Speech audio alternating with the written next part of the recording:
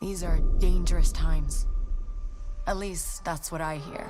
The Empire? They're everywhere.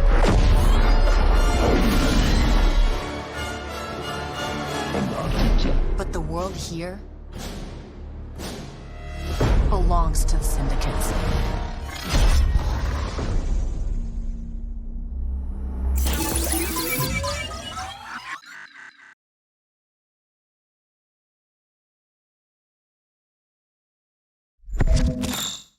How's it going? How are you guys enjoying Comic-Con?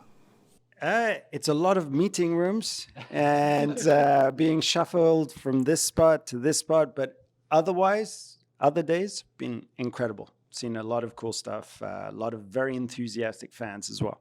It's been super fun. It's actually my first Comic-Con, which is crazy to say, but yeah, the vibe, the energy has been fantastic. So. And it's a little bit smaller this time, which is kind of, it gives it more breathing room and stuff. But it must be nice coming in here being celebrities. Yeah, no, I don't. Celebrity, no, I don't think I see that much. Yeah. Well, I'm excited to be here. What has the experience been like getting to develop an open world Star Wars game? Well, I think it's been, something that fans and players, I like to think, have been dreaming about for a very long time. And to actually be able to work with Lucasfilm Games to develop a Star Wars open world that's also set between The Empire Strikes Back and Return of the Jedi, it's dream come true stuff, but also to do it through the lens of the underworld, where players are going to get to step into the role of Kay Vess, who is a young rookie scoundrel thief who is trying to take her first steps navigating the syndicates and the underworld of Star Wars. I think there's just so much to explore in a sort of galaxy-spanning story. If we turn the question towards the professionally, how is it to be able to play in this creative space? It really is fantastic, because being a video game developer for me is the best job in the world, but being able to work on Star Wars, which is something that I grew up with, incredible. So that's extra special on extra special. So very, very enthusiastic to be able to bring something to this galaxy. If I want to survive, I have to play their game. It's amazing when just something you're passionate about pays off, and it's a great time to be. Yeah, absolutely. And we've learned so much.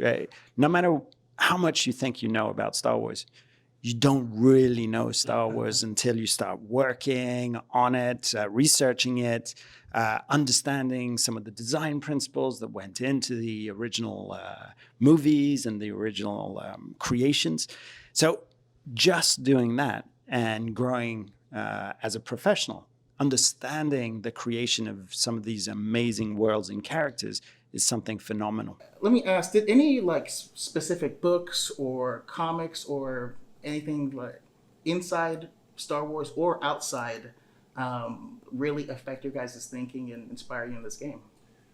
Well, it's interesting. There's as Julian said, we really pride ourselves on the amount of research we do when delving into an open world, but also delving into a Star Wars open world means you're looking at everything from War of the Bounty Hunters to the original films, but especially our focus was, also looking at how George Lucas originally, when he was crafting those films, what his influences were. So it even stretched back to looking at the spaghetti westerns, looking at the Kurosawa films, films like The Longest Day, and seeing what infused the original creation, and to get to do that with the emotional tension, the high stakes, that tone that they had for the original films, while balancing it with a bit of levity and humor.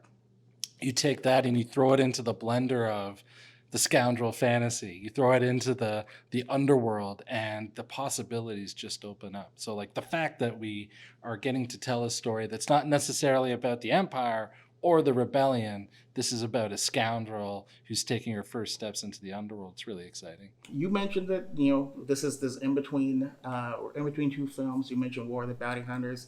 I gotta ask, how involved was the story group with this?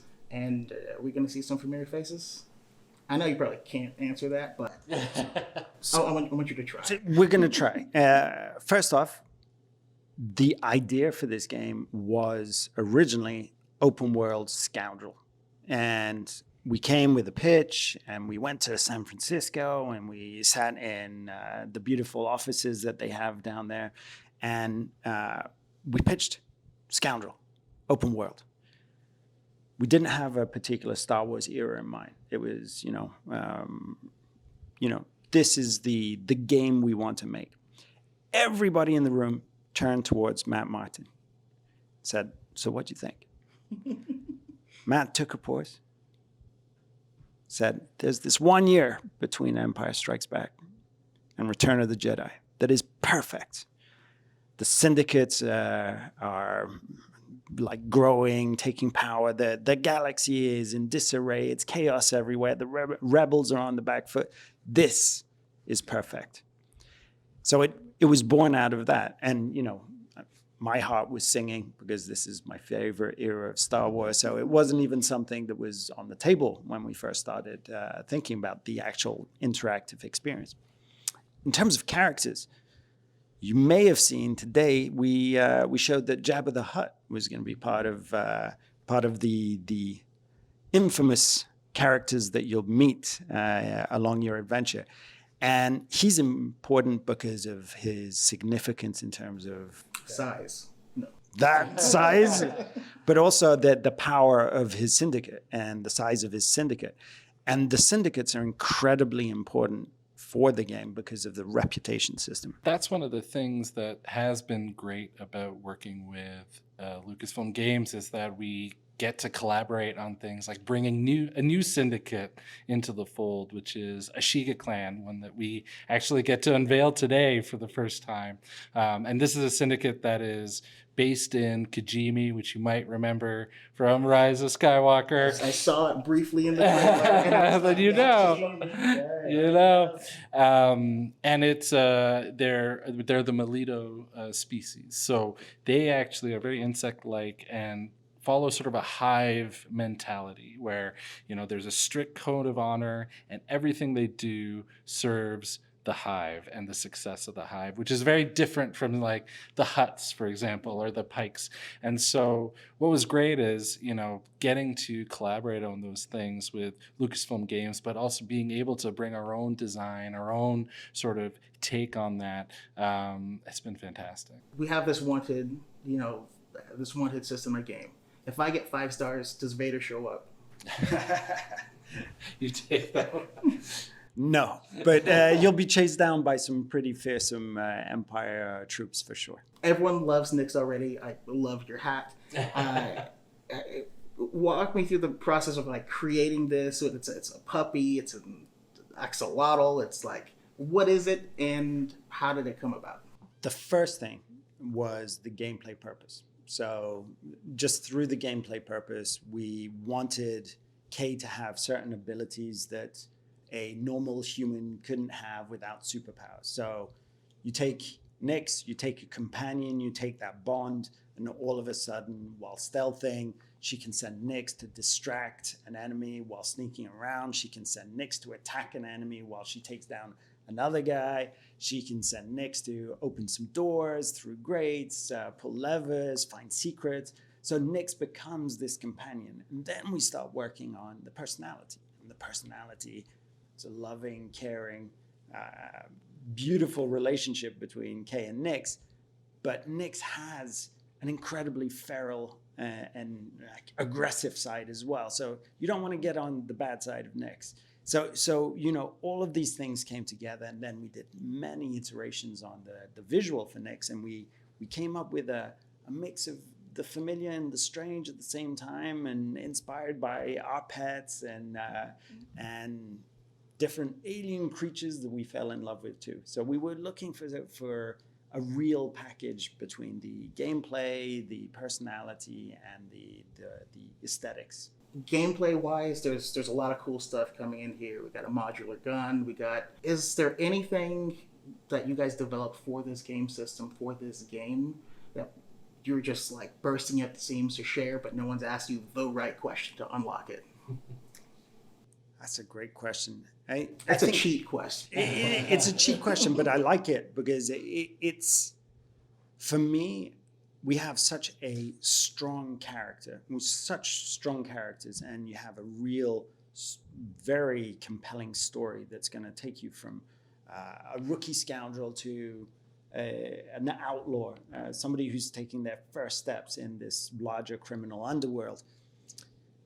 For me, the reputation system and the power of the reputation system to allow players to craft their own story about who they side with, who they backstab, what advantages they're going to get from one syndicate if they betray another syndicate, and the sort of personal stories that you'll be able to build for yourself. That's really something special for me. Yeah, seeing the dev footage where there was the option to bribe or not to bribe, and wondering how that plays out. You know, just on the syndicate, so a syndicate like Ashika clan, for example, or the Pikes or the Hutts, I think for me, the fact that you get to navigate those clans and those syndicates, and also get to do it at your own sort of pace. You know, we talked about that a lot on the dev side.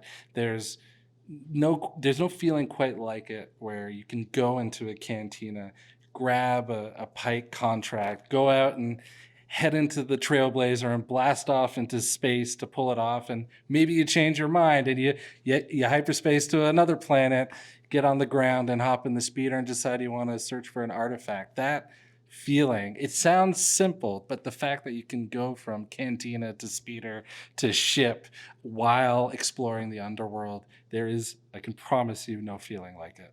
Awesome. Amazing. Thank you guys so much for talking to me. Cool. Yeah, no worries. Thank you so much. Thank you. But it's a big galaxy out there, and I'm gonna risk it all.